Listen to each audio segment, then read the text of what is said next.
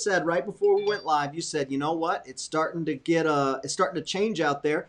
Folks are going to get long hair, white spots, things like that. And we got a lot to talk about today, a lot of good stuff. And if this is the first time you're ever hanging out with me and Steve, my name's Dave, and of course that is Steve Edwards. And every Wednesday we come and just hang out for about an hour talking mules and donkeys. And it's fantastic. We get a lot of just fantastic questions. Folks are all over the spectrum when it comes to what they where they're at with their animal, what they have tried, what they know, what has worked for them, and so they come with their questions and we answer them and they get results. That's pretty much why we keep doing it. So if this is your first time ever hanging out with us, welcome. We are so glad that you're here, and first and foremost, we want you to know that you are not alone, that as you go out there and you continue to invest in these animals, that you continue to work with them and continue to try to get the best, you're going to run into problems. You're going to run into things that you just start thinking, well, gosh, how am I going to get around that? And that's when other people come in. This community comes in. Of course, Steve has been so generous and just sharing his information. But really, what you'll notice in the comment section, if this is one of the first times you've ever hung out, is there's just a lot of really good folks in this mule and equine community. So with that said,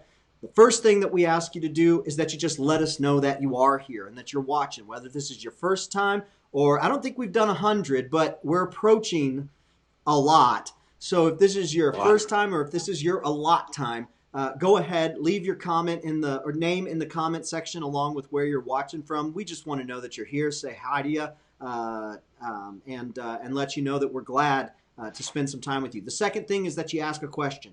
Don't matter if we've been asked that question before. Doesn't matter if you think it's a good one or a bad one. The only bad question is the question that doesn't get answered. And the reason why that is because your mule is the one that pays the price. So ask your questions.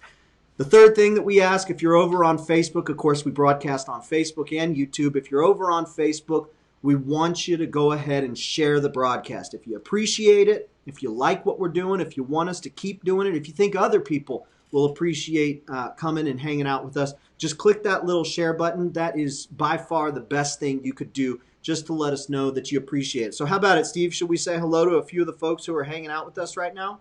Yeah, boy, let's get right, fired. Let's see. 74 degrees here this morning. So yeah, it's getting nice, isn't it?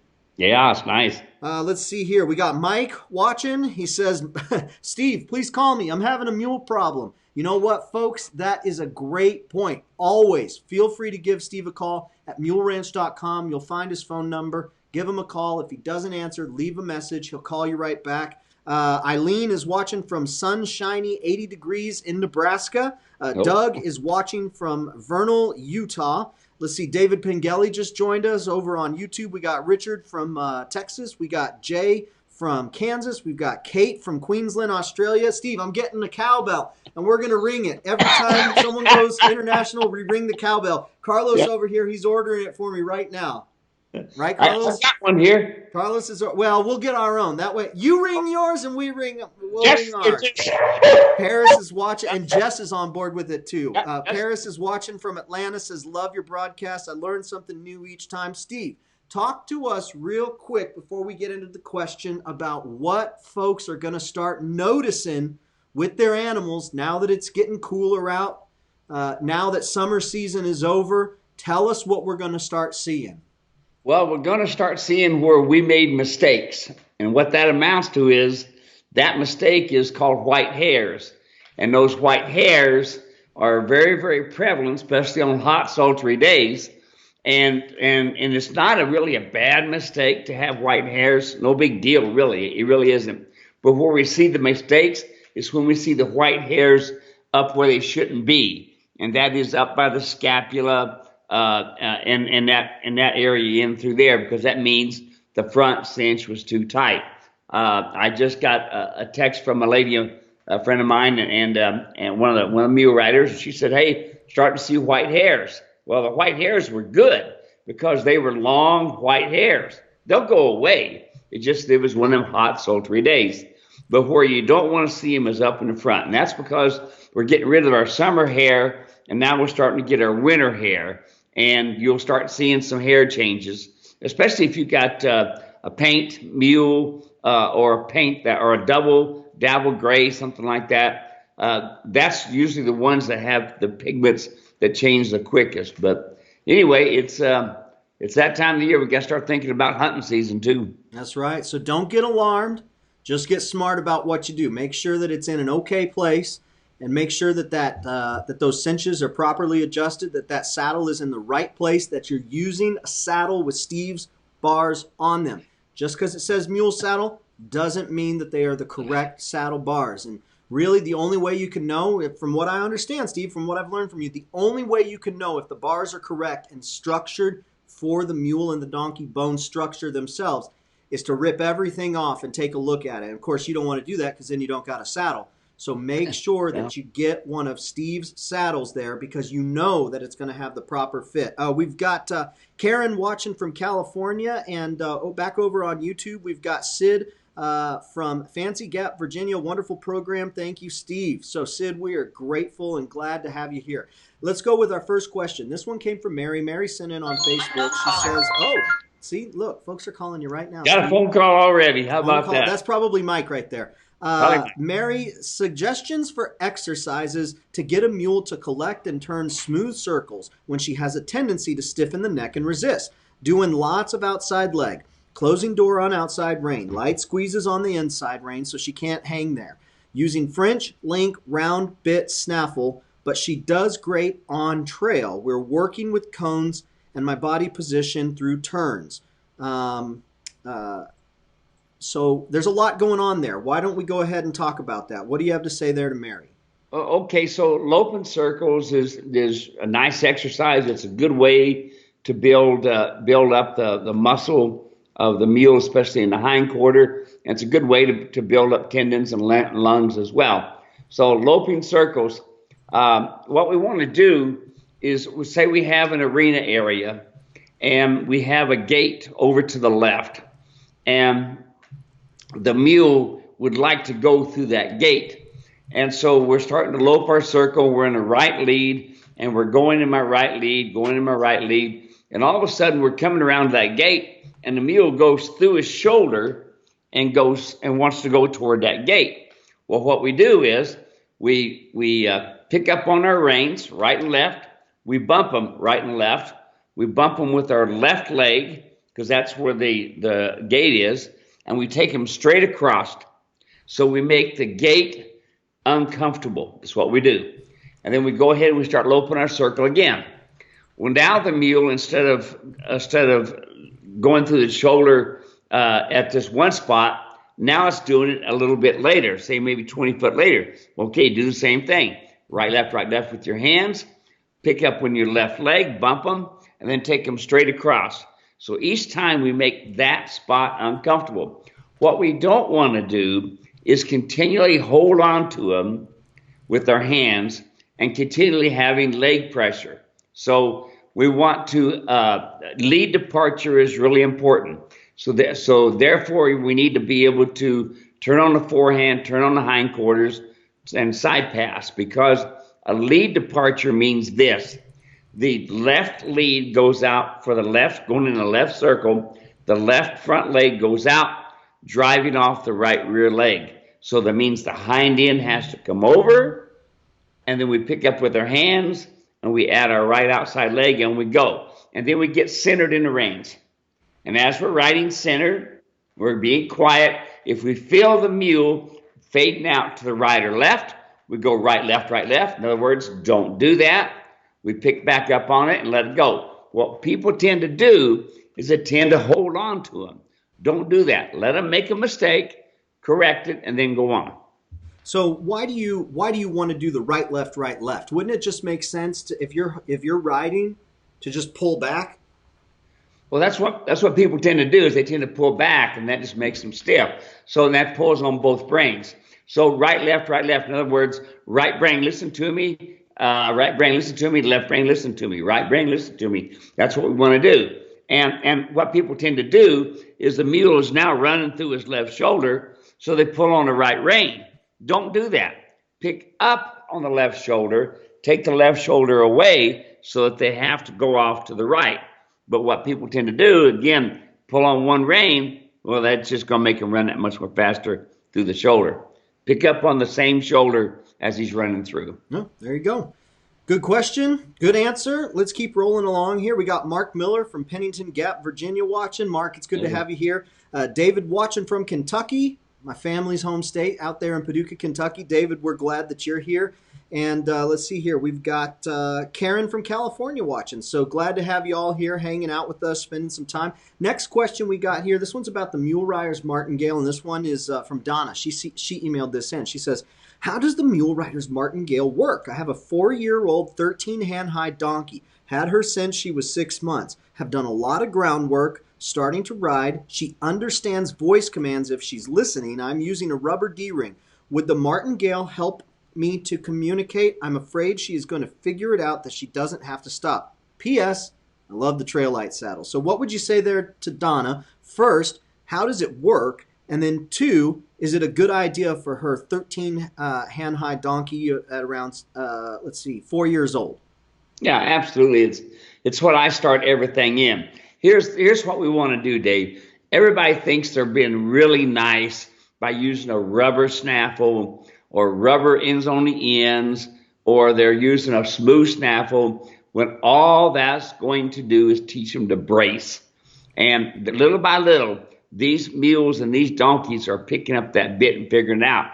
And when you pull on them or move something in the wrong direction, they start figuring it out, saying, all right, how can I protect myself to keep you from pulling on me? And that's what happens with these smooth snaffle bits and this rubber stuff, is you tend to pull, and they keep pulling, and then pulling more, and then you end up making them stiff. So how does the mule riders Martingale work? Basically, I use a double twisted wire snaffle bit, and it goes on both sides of the tongue. It communicates to the whole tongue. It's light, it's easy, far softer than the smooth snaffle bit. I've taught those classes many times and show people how much easier it is by like using a little 10-year-old girl and barely moving my hands, and the little girl responds. She's got the bit on the hand, and she's got her hand around the bit, and I just simply move my hands nice and quiet, right and left, and her feet respond to my hands. So it shows how light it is. So it works off of a string. There's an adjustment strap coming up, and then there's string that goes through the bit and then back into the reins. The whole time you're riding only on the string. Now, when you're making a change, you turn your hands to the right, and this is direction, this is impulsion. You make your change, then the string gets tighter, and then the rein starts producing the signal. So it's really hard to tell you everything, but there's a video that goes with it, and it says, do it like this. And that's imperative, that you follow the instructions. I don't know of anybody besides me that sits out DVDs, and we're starting to do it now, live stream, so that people can look at it and see how it's done. I don't want to just sell you a bit and say, here it is, you got it. No, here is the ABCs. Follow it, and you'll get the job done. Yeah, very good.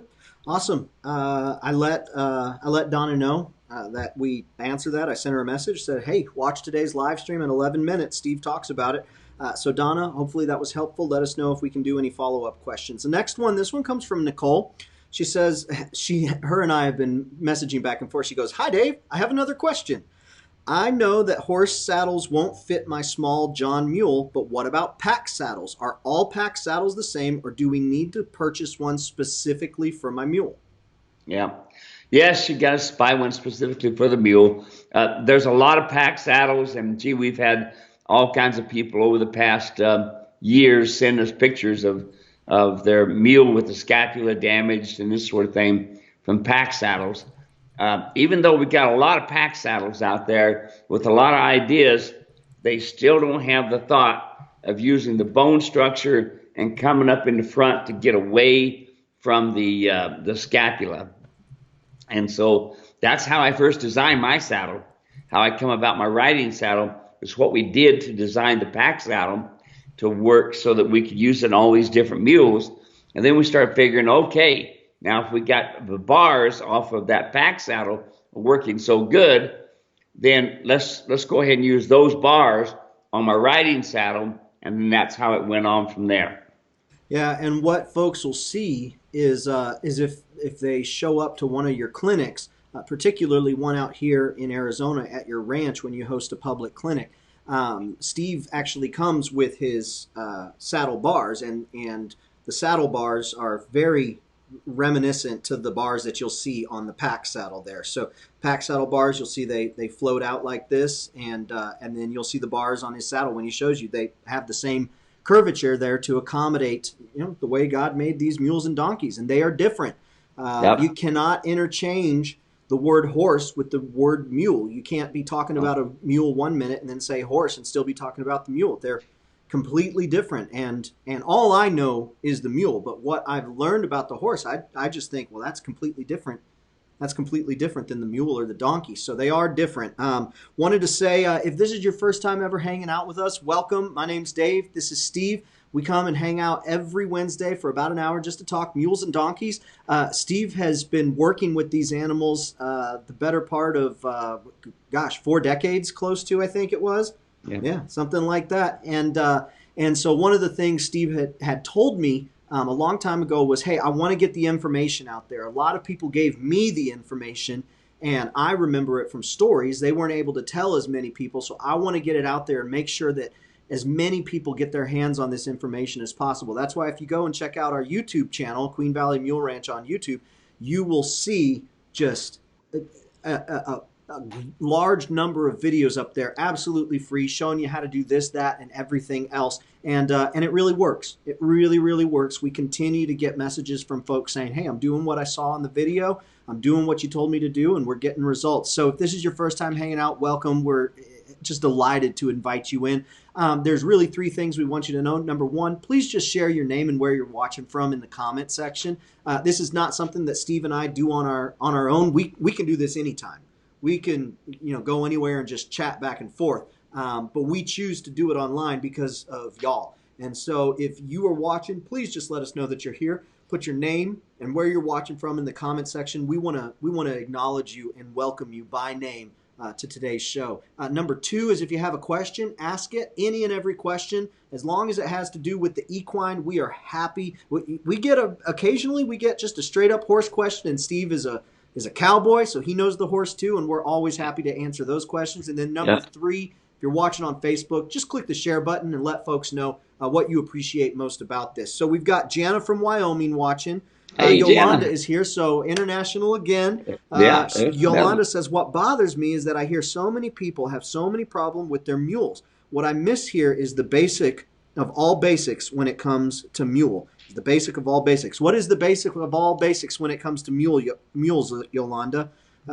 Give us some insight here. We've got Jim Morgan watching from Alabama, mule lover from childhood. Now, how cool is that to hear, Steve? How about that? Yeah. That's pretty awesome. Speaking of which, tell us real quick, for folks who weren't here 2 weeks ago, tell us there was an award that came down in the family. Why don't you go ahead and share real quick for folks to kind of celebrate with us?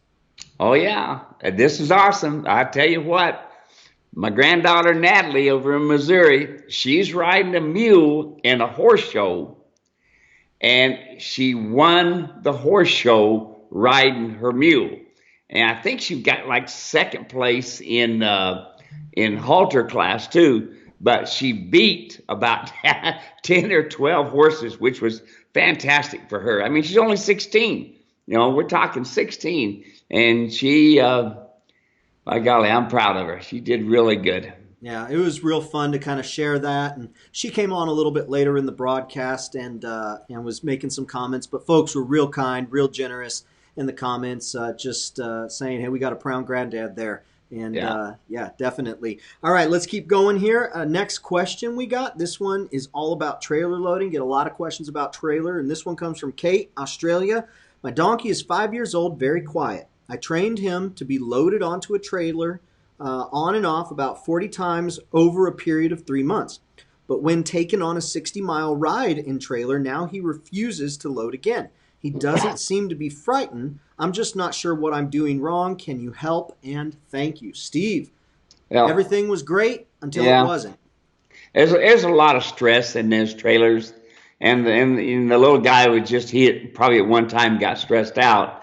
60 miles is nothing really. It's a pretty easy trip, but you did say 60 miles, right, Yeah. Dave? Yeah. So that's you're only talking an hour and 20 minutes or so, and but they do get stressed out. So it's a norm, and he's young enough; he'll get over it. But the main thing you don't want to do is use a nylon halter or an improperly adjusted rope halter. Make sure you use the come along hitch to encourage them to go. I've seen them, Dave, completely covered in sweat, so nervous from it.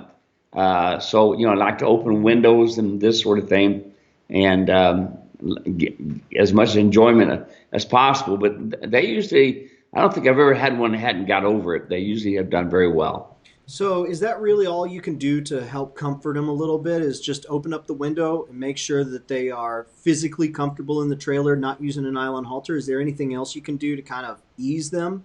No. I've seen people shoot videos of them inside the trailer trying to pet the mule or donkey and end up getting their feet stomped on. There's not really anything you can do other than just let them get through it. The nice thing about a properly adjusted rope halter is that when they do move around a lot, the halter will basically, if it's adjusted correctly, help them to understand to stand still. Very good. Great question. Thanks so much for that question, Kate. Appreciate it. Let's see here. We got a couple more folks who just hopped on. We've got Linda. Hi, fellas, from rural central Ohio, where the leaves are starting to turn just a little bit. Yeah. We won't get those leaves turning color until like November or December out here in Arizona, but when we get it, we'll take it. We love it. That's right. We love it. Yolanda says, let's see. She goes, the basics of all basics when it comes to mule. What is important? What is the most important thing that a mule needs for us so we can work with it? So there you go, question, Steve. What is the most important thing that a mule needs so we can work with it? Come along rope. There you go. The come along rope does everything. It fully communicates to the mule. Fully communicates go forward, go backwards, go right, go left. Everything comes from the nose. Remember, if you want to do basic foundation work to get the mule soft and supple, just comes from the come along rope, period. It teaches your hands. Your hands are the biggest thing. So when the come along rope's on there and you use your hands to do your work, there you go. Come along rope, that builds your foundation. That teaches them to back up, turn, everything. And that's super, super important.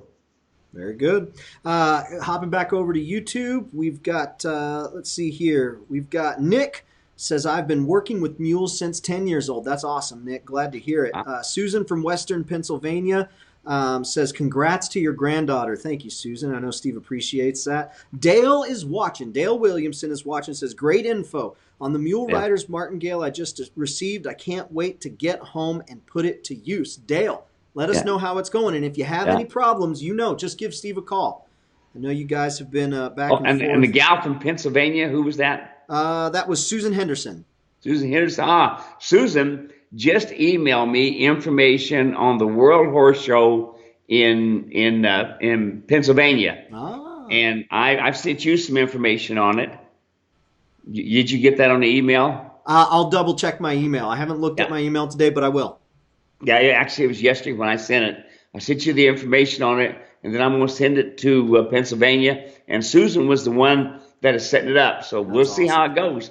That's awesome. Thanks for doing that, Susan. And just a real quick side note. Folks are always asking, saying, hey, can Steve come out here? Can Steve come out there? I've got a horse show. There's an expo. There's an event. The best way to get not just Steve, but any clinician at the expo, the event near you, is to actually contact the event organizers. What they want more than anything else is to know, who can I invite that will bring their audience along with them? Who can I invite that will give good information, but will also have a group of folks who are eager and ready to learn from them? And so if you contact the event organizers and let them know that there's this guy out in Queen Valley, Arizona, who is a cowboy who is live streaming every Wednesday talking about mules and donkeys and helping people over the internet, and say, if he's doing that good over the internet, just think of how good he can do, and he's at your clinic. You do that, you got a good chance of getting Steve to come out into your area. All right, let's get to the next question here.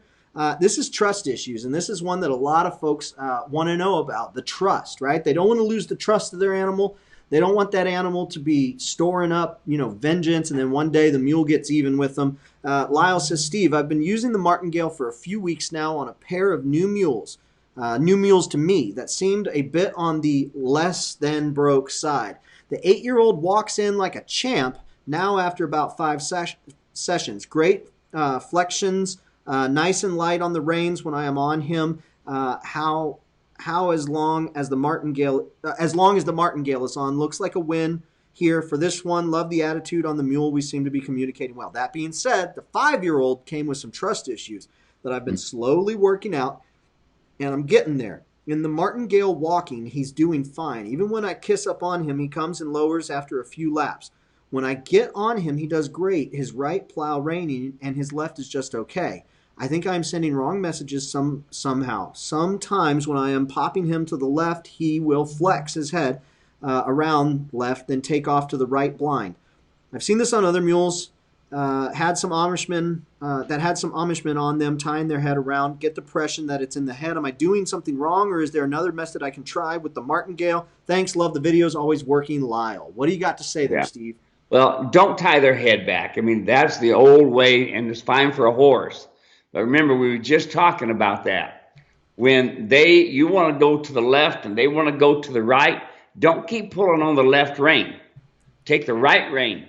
Take your hand like this, turn it up, and bring it towards you.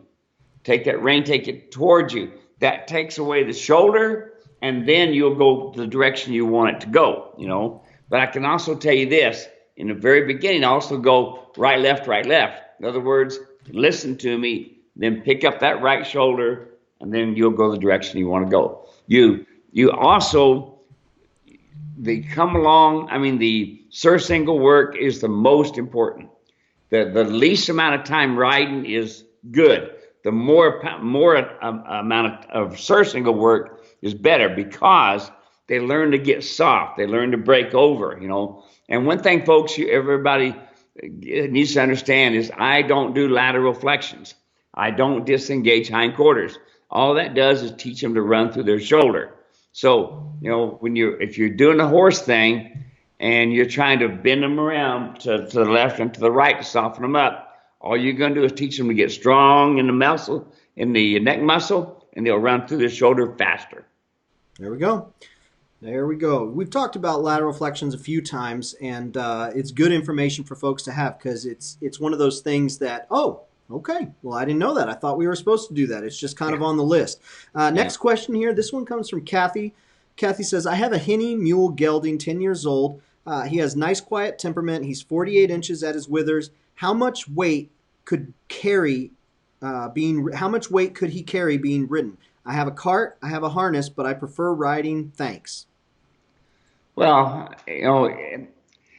when it comes down to how much weight and things like this, folks, it's just picture yourself with a backpack on and you're going hiking. You're not going to load yourself up with 60 pounds right off the bat. You're going to start lightly. And always, always, always start with light amounts. It's their tendons that they have a problem with, that you can blow pretty easy. It's not how much weight they can carry. It's their tendons that you can blow. So, it's a matter of really more exercise, getting them prepared. Very good. And so that's the thing that, since we're talking about it, a lot of times we've had questions. It's often about the smaller mules. Folks are concerned with the smaller mules. But you've said the same thing about the large mules as well. It's kind of I don't know if you would say this, but what I've understand to generalize it is it's kind of the same tendons throughout the mule family. That's the, I guess, the main thing that you're concerned about. Talk a little bit about that as it relates to the larger animals as well. Well, they all basically have the tendon, and the tendon is kind of like the back on my arm right here. This is the front of the leg, and this tendon, it's real soft and puffy. You should be able to feel it nice and soft all the way up and down the tendon. But when you feel a hard spot, that right there can be a blown tendon, and it's called a bowed tendon. And you can have a high bow, you can have a mid bow, and you can have a lower bow. So you want to be able to every day, just like checking the air on your tires, run your hand down that tendon and feel it. Make sure it's nice and soft all the way around. Feel them tendons. And before you leave, feel the tendons. Okay, the air in my tires are good. When you get all done and you get ready to put Fluffy away, feel the tendons. If you feel a hard tendon, you're starting to get a bow tendon, and then they will get real big and puffy in their upper creek. Very good. Very good. So I wanted to go in here onto Facebook real quick. Folks, if you got any questions, please put them in the comment section. We're happy to get to them. Actually, we're anxious to get to them. Let's see. Kathy from Northern Idaho is watching. We've got Danelle from Oklahoma. We've got Jack from Johannesburg, Michigan at 75 and sunny. We've got Sharon from Hartwick, New York. Learn from the tried and true master. That's right. Let's see. We've got Todd here from Wisconsin. Danelle says, I just recently purchased 2 gelding donkeys, both around 2 years old. Should I feed them daily since they are young and growing? Oh, yeah. Pardon me. They have 7 years of growing. So you can actually take and just feed in front of them a good quality hay. But I make sure you have a stall for each one of them and just keep hay in front of them all the time. When you training on them, that's when you're going to change and go to some grain during the training time. Awesome. So I got a question then. So with the young ones, they're going to be eating a lot. Just leave the hay in front of them. Right. One of the questions that often comes in is, I got a lot of pasture. Yeah. I want to just leave them out in pasture. So is it okay to do that for the young ones because they just need all that food? No, it's not a matter of needing the food. It's when you're feeding a young one and you're training on them and this sort of thing, you want to keep them in a small stall. That way you can keep an eye on their manure. You can keep an eye on their water intake. You can keep an eye on their feed. Those young ones, you'll have to find a spot sooner or later when you're feeding them to where they're starting to leave feed. It's starting to get loose. Well, go ahead and take some of the feed away. And pretty soon you'll find that even spot where they're eating just enough where they'll be happy. You kind of want to keep it in front of them, but you don't want to put a great big old bale of hay in front of them. You want to feed just enough so that they'll eat it and they'll be done, and then you can feed them a little bit more, But the main thing you got to remember, you're not feeding one for butcher. You're feeding one to grow bone and muscle and this sort of thing. But definitely feed them a good quality hay and no alfalfa. There you go. We got a question from Kate. So Kate sent in a question, and she's watching. And so she says, hello, great answer. I'll certainly follow your advice. I have another question. How do I get my donkey on the trailer as he refuses to load after his one and only trailer ride? Now, I got a video I can send her, but do you have any tips you want to share, Steve? Well, there again, let's don't worry so much about loading in the trailer. Let's focus on halter training, on doing the come-along work. That's the great thing about the video that Dave's talking about. You see my preparation before that. And a lot of people don't know, and of course I did mention it there in the video one time. I'd run my knife through my finger, and so it was. I basically had one hand I was doing my work with. But focus on the come along work and the basics, foundation work, and the trailer will go smooth. Yeah. So I'm putting 2 links in the comment section. One of them is to just some more talk that Steve did on that. So it's not demonstrating. It's one of the free videos that we've got on the website where Steve kind of talks through it a little bit more in depth. And then the second one is a paid video that we did out in Cave Creek, Arizona. Cave Creek? Was it Cave? No. Where was it? No. Where did we go? Yeah, I lost it too. Dang it all. I'm trying to remember where we drove out to. It was out there, man. Yeah, it'll come to me in a second. Far away, Arizona. Yeah. And we spent a good Western, couple hours Western, out there, and yeah, you'll West see in the East. video exactly what Steve is talking about. The majority of the video is ground foundation training. The Yep. last part of the video is Steve actually loading the animal up in and out of the trailer multiple times. So it really does come back to that ground foundation trailer work. Let's see here. We got I'll get that in the comment section here in a second. We've got a question from Linda. Says, I understand that when the mule is paying attention and being obedient, he should flex his head so that the face is vertical. But do you also teach your mules to carry their heads low like people do with quarter horses? My mule Theo is a mammoth jack quarter horse mule. All right, what do we got? Okay, so I don't carry it. When I want them to walk, when their head is down, the neck muscles are loose, but I want them balanced. Top of their hip, top of the wither, top of their head, balanced. Not below the wither, but balanced, straight across, all the way across.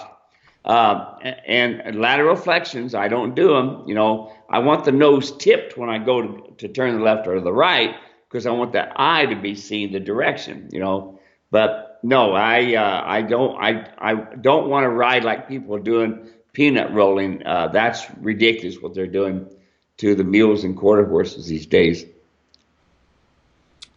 All right, so we've got a comment from Beth here. Beth says, hi, Steve and Dave.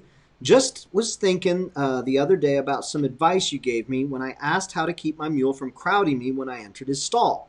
You said kick of the toe. You said a kick of the toe of my boot to just below his knee and say back. It worked quickly, and now I can say back in any situation, and he will. It was such an easy and effective fix. Thank you, Beth from New Hampshire. That's fun to Good. hear, isn't it? Yeah. Simple little fix. Yeah. Simple little fix. Well, you know what? I can relate to folks who that feels a little foreign because when we were down at Andrada Ranch, mule was coming up getting on me, and you were like, just kick him. So I don't want to hurt him or anything like that. And so I kind of like tapped him. You go, no, you got to do more than that if you want to communicate. And so I kind of kicked a little harder, and sure enough, he backed up and he didn't come back up into my space. And so, Yeah. yeah, it really is a miracle when you just do what it is that you're supposed to do. Simple. Yeah. Let's see here. Next question come in. This one's from Kathy.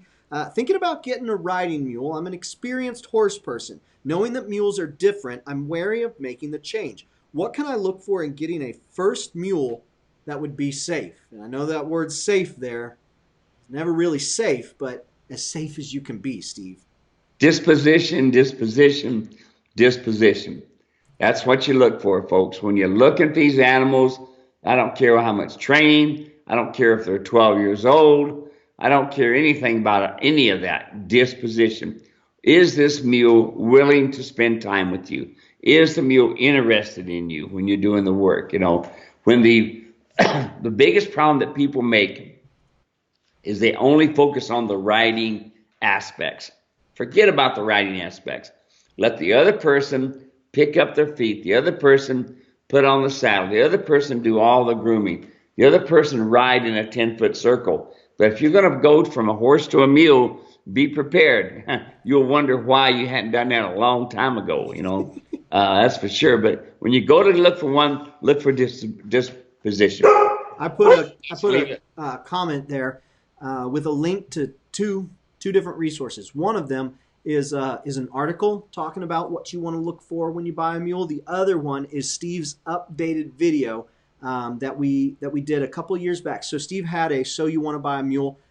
We redid that video a few years back with a brand new one, and so I've got that in there too. That's an instructional video. So if you were thinking, gosh, it would be great to spend half an hour to an hour of Steve just kind of instructing me, showing me what that disposition looks like, kind of giving me a warning on what to look for, just kind of getting that all-around education. This is by far the best way to do it. And considering what you're about to spend to get a brand new mule, it's a no-brainer. It just makes sense. Steve, talk a little bit about this. When it comes to buying mules, a lot of things that we hear from folks just after they've brought their mule home is, well, when I went to go buy him, he rode just fine. He did everything the rider told him to do. I got him home. I don't think he likes me. He's not doing anything that I'm telling him to do. I'm frustrated. please help. That's something Yeah. that we continually get. Talk a little bit about that. Well, where people make mistakes, Dave, is when they take them home, they turn them out in the pasture with the rest of the horses and the other animals. You know, they need to put them for the next 6 months. 6 months builds a foundation. You need to take the new animal, put it in a stall, 20 by 20 stall, and you spend the time with that animal. Let that animal smell you, touch you, hear you. Let it start getting used to you and this sort of thing. And remember, when it comes down to communication, there's not a whole lot different between the horse and the mule in that it's comfortable, uncomfortable. When I pick up on the reins, we want to go to the right. When I pick up on the reins, we want to go to the left. When I take and pick up on the reins, I'll stop. That's pretty much given on any equine. But when it comes down to pulling on the mule, that's when you're going to have a problem, because if you keep trying to make the mule go to the right and continue to pull him, he's going to run right through his shoulder and go the opposite way. So one of the big things you want to remember is don't pull on him. Another thing that I've heard Steve say over and over and over again is exactly what Kathy's doing, is just learn. Just learn, learn. As much as you can, just a comprehensive knowledge, a comprehensive information, so that you go in informed and you know what it is you're looking for. You know how it is you want to start off with. And quite honestly, like I'll say it, like you need to have the ground foundation starting toolkit. That comes with the come-along rope, which that come-along hitch, I think we've got close to 100 reviews on that one product alone because it just flat out works. Like it just... It works. Like folks put it on there and almost immediately, I mean, with some exceptions because of some things here or there, almost immediately they're able to communicate in a way that the mule understands. So that's great. It comes with a rope halter, which is completely adjustable. Something that you'll see on a lot of horses is nylon halters. And so folks will put nylon halters on the mule as well. The nylon halter does not communicate to the mule the way that the mule needs to be communicated with, because I've learned this.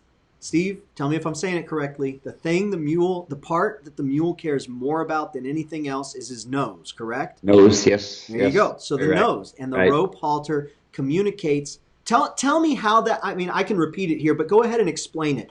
How is it that the rope halter communicates differently than just throwing on a nylon halter? Why does that matter? Well, because there are key knots that are up on the nose. Now, your horse halters have knots up on the bone, and it's pushing on bone only. Well, people really have to work hard to get them to go. But when I adjust a rope halter, it goes in the pivot of the nose, and it rolls in and out of the nose like this. So the knot will touch on the left-hand side and make the mule uncomfortable, so he'll want to go to the right. The knot will touch the mule on the right-hand side and make him uncomfortable. He'll want to go to the left. So you adjust the knots, 2 fingers above the nostril, and then you make it nice and tight here so that it touches these nerves here. Then it works. That's it. There you go. And it just takes a couple times for the mule to start learning. You can go to just about any video of Steve's where he's working with a mule on YouTube, and you will see that he'll stand there and the mule will want to do this, and Steve will just wiggle the come-along rope, and it puts pressure on the nose. So, okay, I'm going to stay right here. Yep. And the mule will kind of think this way. Steve will just barely wiggle it, put pressure. Oh, okay, I don't like that. I'll just stay right here. I guess if I just sit right here, he's not going to wiggle that rope. Yep. So Yolanda sent me we love you, Yolanda. She sent me a comment. She says, this is what I'm trying to say. What is the most important and this is she's right on. What is the most important thing a mule needs that we can work with is character. And so, the disposition, the character of the mule. She says, the mother horse have top character, good disposition. The jack must be the same in character as the mare is, because the mare with a bad attitude, you should never breed a mule out of her. Yeah. Get a sassy one. Now, okay, right. So so here at my office here, I've got a few people that work with me, and we hired somebody new. And so she was reading this week just to get a basic understanding of the difference between the mule and a horse, right? And so there's different combination. There's the mare, there's the hinny, And so a mare, can you explain the combinations real quick and just maybe like if there's Sure. little characteristics or traits that makes Sure. each one unique? You bet. When we talk about the mule, the first thing we have to understand is the mother is the horse, the father is the donkey.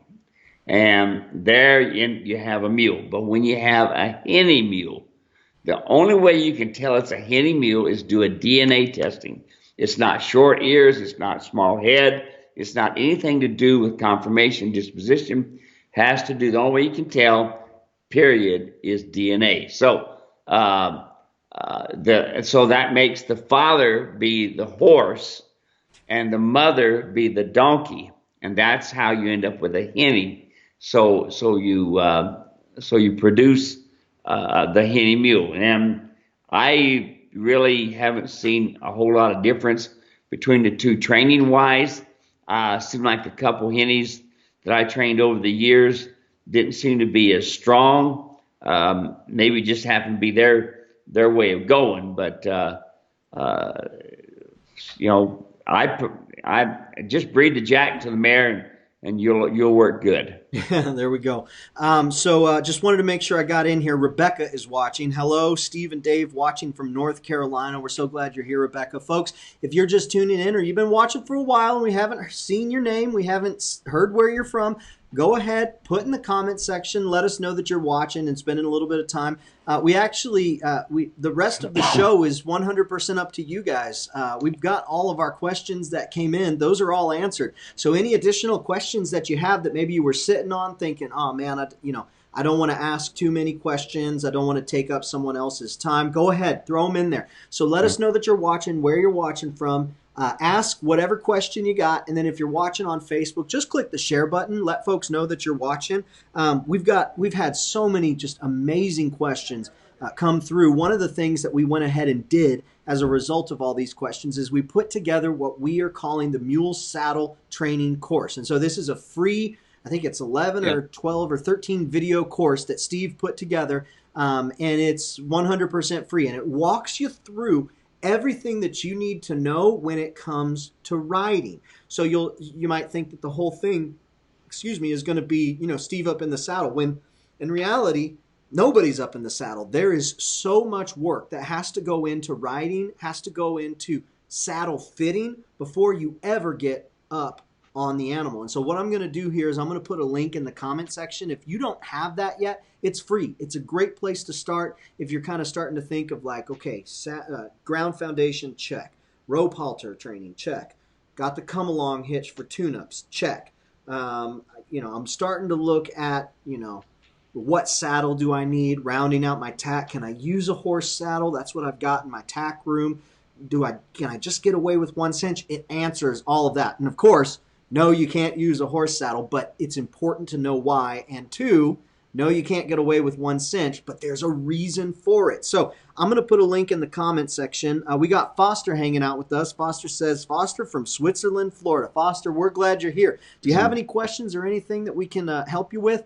Just put it in the comment section. Steve, what kind of phone calls have you been taking this week? You been on the phone with anyone this week? Oh boy, yeah. I have to show you sometime my cell phone where it tells you how many phone calls, how many hours. My goodness, it's a lot of fun. Dave, it's I have people that call me that get pretty discouraged, and they've taken it to a trainer, and the trainer says, I don't know, I wouldn't bother with this mule.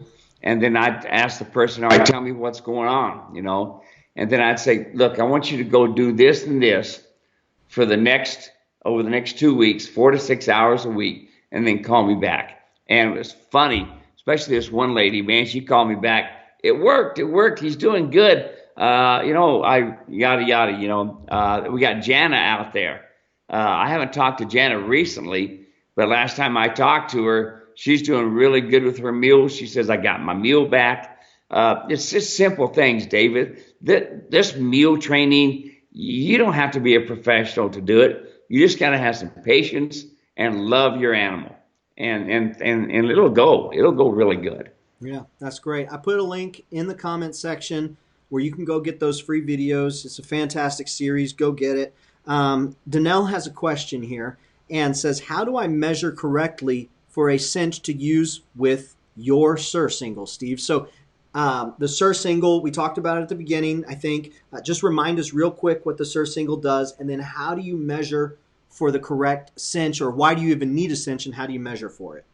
Well, the Surcingle is a big padded strap that goes along the back, and it has 2 rings and then 2 latigo lines that come down, 2 straps, and then attaches into the strap, called the cinch. Just buy yourself a 24-inch cinch. You know, that's really a good size. It'll work just fine unless you're running some great big draft animal, but usually a 24-inch cinch is a good all-around cinch. All right, very good. Next question we got here. This one is from Linda. Says, or just a fun thought. I thought I'd share Temperament personality story. My Theo is the best babysitter for our 3-month-old half Arabian filly. What is a half Arabian filly? Well, a filly is a young female horse. Okay. Or all right, mule. So a young female half Arabian horse, yeah? Yes, half Arabian. Theo's tail is just the right height and texture to switch flies off a filly's face. If she follows behind her mother, who has a glorious full tail, she gets a big mop of tail across her face. But Theo's tail is just right, and he's very welcoming and gentle with the baby. Isn't that cool to hear? That's great. That's great. That's awesome. fun. We got Ryan from Mesa tuning in. Ryan, it's good to have you. Thanks for hanging out. He says, how can I train my mule to stop going after my dog on the trail? This is a good one. Mm-hmm. Not going to happen. You're going to have to be a good rider for one thing. Mules and dogs don't get along because they're predators. But you got to have a good handle on your dog. You don't want to have your dog just following alongside. It's really easy for that mule to get frustrated and you kick at him. Now, my Border Collies, when we go out and we work cattle, I've got them in key places. And your dog has to have a handle on them. And what I mean by that, a down, a go right, go left, go out, and listen to you. If you got a dog that wants to run at the mules and stuff, he's going to get himself kicked. But it is natural for the mule to want to get after the dog. Now there are some ways that you can do it. Say you got a mule out in the pasture, and your dog goes to go through there, and the mule attacks it. Well, if you got it just right and you know how to use it, you can use the vibrator end on the dog collar. And when the mule goes to go after the dog, you hit that button, and that will give them a vibrating, not a shock, but a vibration, and tell them don't do that. But you get some mules that they're going to get a dog no matter what. And so those are the kind of mules you just keep your dogs from, So how do you manage that with Jess when you go down to? So you want to introduce everyone to Jess? Jess, look here, say hi. Here, there he is. So this is Jess. Right hey, Jess. Yes. Yeah, that's my Border Collie. Okay, that'll do. So when you go down to the Andrada Ranch, you take Jess. Do you let Jess around the mules at all? Do you do any activities with Jess around the mules? How do you manage that? How do you kind of make sure that Jess is safe, make sure that the mules are safe? How do you manage that? What I do is I use collars that have vibration on them, and they also have shock too if it needs to be. So I'll put the collar on them, and then I'll let Jess work his way out. Now, you got to remember, this dog is bred to work, so he's pretty fast about moving around. But if I see him getting in too close to the back of a mule, or if I see a mule pinning his ears, I'll just give Jess a little bit of vibration, and he'll back away from the mule, But it's also having handles, One of these days we'll do a video showing Jess going through his working sheep and being down and up and things like this. But if I tell him, Jess, go to the left, which means go away, then he's going to go. If I say there, he's going to stop and wait. I'll say come by, then he'll go to the right. you know. So in other words, he's got a handle on him, and he's had that since 9 months old. When I first worked him to his first bull, I did all my groundwork at home. We worked a lot of different things, and then when I actually put him on the bull, he had a handle. He could do it. The one thing that folks need to know is if you've been watching these shows for a long time, then you remember when Steve got Jess and was starting to do training. If you're kind of newer and you haven't really met Jess before, it'll be foreign to you. But Steve and Susan did lots and lots and lots and lots of training every single week, driving into town here to do training with Jess so that he would be prepared with all of his commands, all of his handle, and then doing training out in the out with the sheep and with the other animals and stuff like that. So it's not something that just happened. Yeah. He's bred for it, but y'all did a lot of work. So I think that's we actually went to a professional who had sheep. Yeah. And I'd worked plenty. I've had Border Collies and stuff before, but I needed somebody with some sheep, and so she happened to knew a trainer that I knew, and it worked out really good. So went over and we worked, and I got some professional help, and it kind of gave me some ideas too, some thinking. And now Jess has got his own sheep, and here at the ranch, and we work every single day on knowing where he's got to be. And then this winter, you need to be coming down to the ranch quite a bit to shoot videos of us working cattle, working in the corrals, working out on the side of a mountain. You'll have to do that with your new cowboy hat. We'll have to go cowboy hat shopping. We got to get the new cowboy hat on there. Got to get fixed up. And then we'll rock and roll from there. That'll be good. We got a question from Susan here. Susan's been watching since the beginning. Thank you for spending time with us, Susan. Really, really appreciate it. She says, how long should the strap between the bit and the cinch be on your mule? Mule Rider's Martingale. How long should the strap be between the bit and the cinch on your Mule Rider's Martingale? So what would be a cinch on the Mule Rider's Martingale? Is that the correct terminology? Well, she's going to attach it to the front cinch.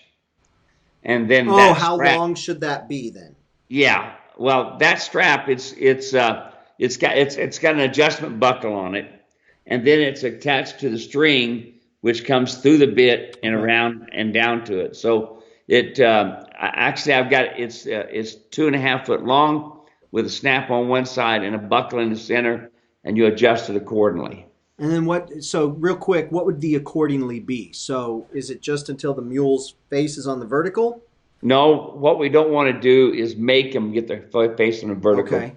So looking at the ring, the line, the reins, they're going to have a loop in them, kind of a U-shaped loop. And then the string is going to go across from the bit over to the rein. And so you want to create a U-shape, that's what it amounts to is. And where it's just a nice, comfortable looking U. And that's usually in about the right place. But in my video, it shows you exactly how to do it. There you go. So if you need the Mule Rider's Martingale in video, go ahead and head on over to the store if you do need it. Other than that, Steve, those are all of our questions for today. Another great show. A lot of fun hanging out, spending time, folks. We're grateful that you spent the last hour with us. Hope you got your questions answered. If there's anything that comes up between now and next week, go ahead and put it in the send a message, support@muleranch.com. You can also call Steve. Just go to muleranch.com, look for Steve's phone number, give him a call, leave a voicemail. He will call you back. He does rounds every single day, calling back and speaking with clients. Sometimes he's out on the ranch working with Jess. Sometimes he's on the other line helping other clients with their orders. Sometimes he's packing orders. So leave a voicemail. He will call you back. We'll make sure you get everything that you need. Really appreciate y'all meeting and hanging out with us week after week after week. I know there's a lot of y'all watching who aren't able to comment, who are not able to actually watch, but you listen to us while you're going about your business. You got your earphones on, and so you're listening. We're very grateful that you choose to do that and just make it happen. Know that we know that you're there, and it's not lost on us. And then to all of our friends who are watching this on YouTube afterwards, come join us live. Come hang out with us live. Yeah. It's always a lot of fun. We'd love to spend some time with you. And go to the website, muleranch.com. You can find all sorts of goodies there. Steve, anything you want to say before we're done this week? No, I think we're in good shape. I'm looking forward to seeing what's going to happen. I'm out here right now doing a little bit of work, but I've got some things we're getting fired up and doing around here, and